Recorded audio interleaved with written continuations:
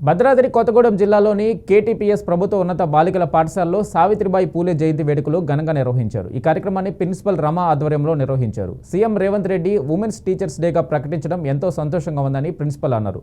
అనంతరం సావిత్రిబాయి పూలే జీవిత చరిత్ర గురించి బాలికలకు వివరించినట్లు తెలిపారు.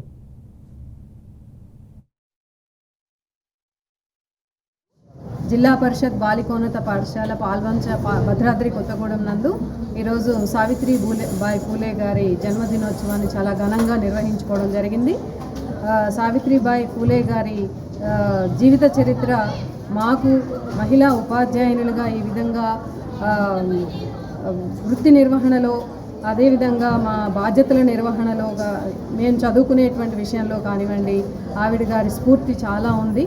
సో మా విద్యార్థులందరూ కూడా చక్కగా ఆవిడ గారిని స్ఫూర్తిగా తీసుకొని, సావిత్రిబాయి పూలే గారి జీవిత చరిత్రని స్ఫూర్తిగా తీసుకొని మహిళాభ్యున్నతి కోసం కృషి చేయడానికి 21 జనవరి 3వ తారీఖున ఆమె జన్మదినోత్సవాన్ని జ్యోతిరాబాయి పూలే గారితో 9వ సంవత్సరంలో వివాహం అనేది నిర్వహించడం జరిగింది. సో చిన్నప్పటి నుంచే సామాజిక స్పృహ కలిగినటువంటి ఒక కుటుంబంలో ఆమె జీవించడంతో పాటు భార్యాభర్తలిద్దరు దంపతులుగా సామాజిక సేవకి కంకణబద్ధులై దేశ అభ్యున్నతి కోసం అప్పుడున్నటువంటి సామాజిక కట్టుబాట్లని వ్యతిరేకించి సమాజం అభ్యున్నతి కోసం కృషి చేయడం అనేది మా అందరికీ స్ఫూర్తిగా